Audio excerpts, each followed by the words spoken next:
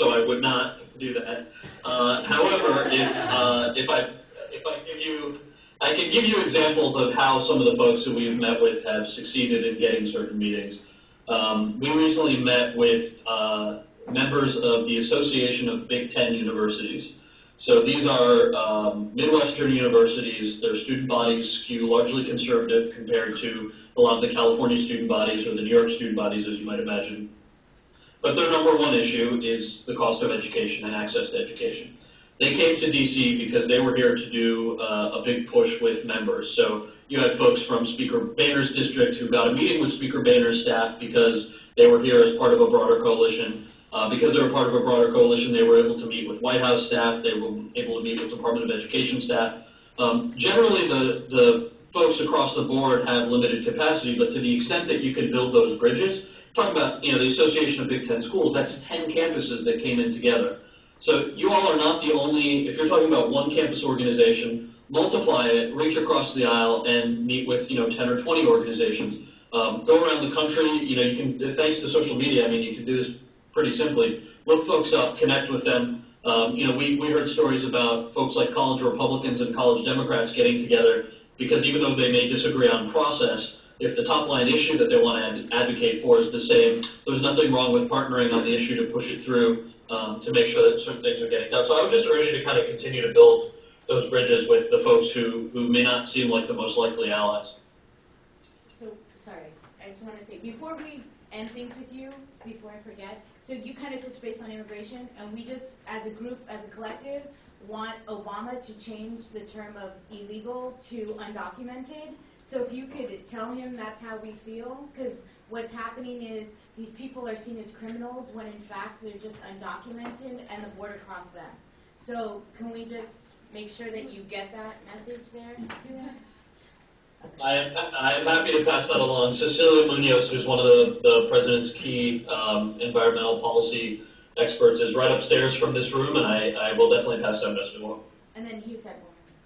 Yeah, so these budget cuts have hurt us all, and we've all been in a lot of pain. But one good thing that's come out is that it's had people take a really more critical look at their environment because they're under pressure. And what has been exposed through these budget cuts over the past decades is that there's a lot of exorbitant spending in the CSU administration and the top leadership of the CSU. And I think that that's true for a lot of institutions, but we're just talking about the CSU right now. So as far as action goes, what the federal government, I think, could do is maybe withhold funding to the CSU until the presidents of the CSU and the chancellor agree to take pay cuts that would save a few $1 million over the years. That might inconvenience people, but I think the inconvenience would be worth it in the long run because they would see that their leaders are willing to take the same kind of sacrifices that students, faculty, and staff are forced to take every single day. And then another thing is my understanding is that the federal government does not provide money directly to the CSUs, that it goes through the state of California, and the state of California has jurisdiction over how it's spent. Do you guys know if that's, I can look into that to make sure that's the case, but if that's the case, then, what's that? Is there any way that it sounds like that's true, but is there any way to create that restriction on, so if the federal government is even going to give the state money to give to this education system, that money needs to be used for specific things and not just it goes to the school and the school can do whatever it wants with it? So please said, is there any way we can have some sort of accountability? Yes, and that's, I think, what I mentioned when I was talking about how the president went through the budget with a scalpel as opposed to a bludgeon, and a lot of it was based on the metrics of how money's being spent as opposed to just the money going out there. So there is a lot more accountability in the president's budget proposal than there was in the past. There's also a significant amount of pay freezes and cuts that you've seen on the federal level. So wherever he does have jurisdiction over who's getting what, even at the staff level, I know all of us had significant pay freezes over the last year. But what I can do is, I know this is going to require a little bit of digging, but if you look at the Department of Education on their higher ed side, it's very admittedly very dry policy stuff, but if you look at sort of what's outlined on their higher ed tab, there's probably a lot of information on that. And Aaron, if you don't get the answer to that, if you want to let me know when you send in the toolkit, I can try and loop you in with the right person. Last question, can we get the email that you've been saying that we should email you at? Yes. So here, I mean, I would appreciate if you went through Aaron, because we literally get thousands of emails every day, and if you all send emails, then I won't have the ability to respond. But it's kmodi, KMODI, at who.eop.gov.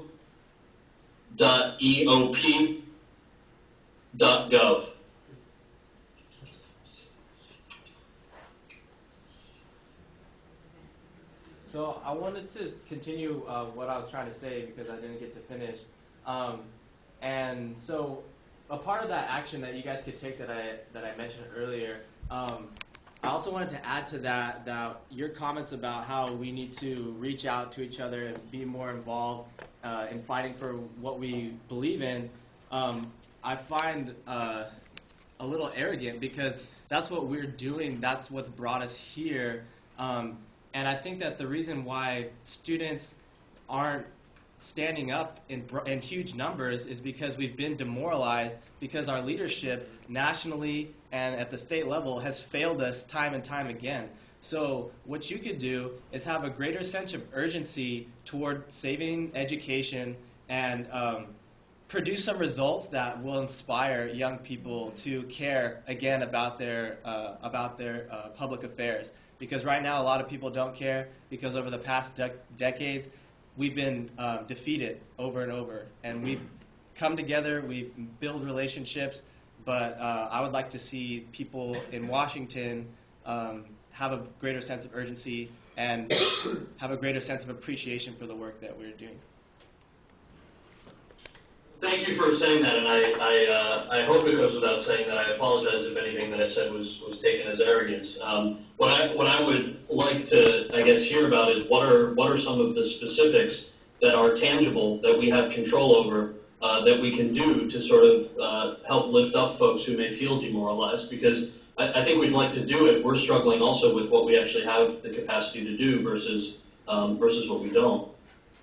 I know I was going to say, we did touch base a little bit on it when we were discussing before about the student loan debt that we have as students. And that I know that Obama had created a federal program to help basically absorb some of the debt if you go into public service. But we wanted to see who it benefits and if we can extend the benefits to people such as medical students, law students, those who are going to go into a form of public service that not necessarily may be the public service that you define.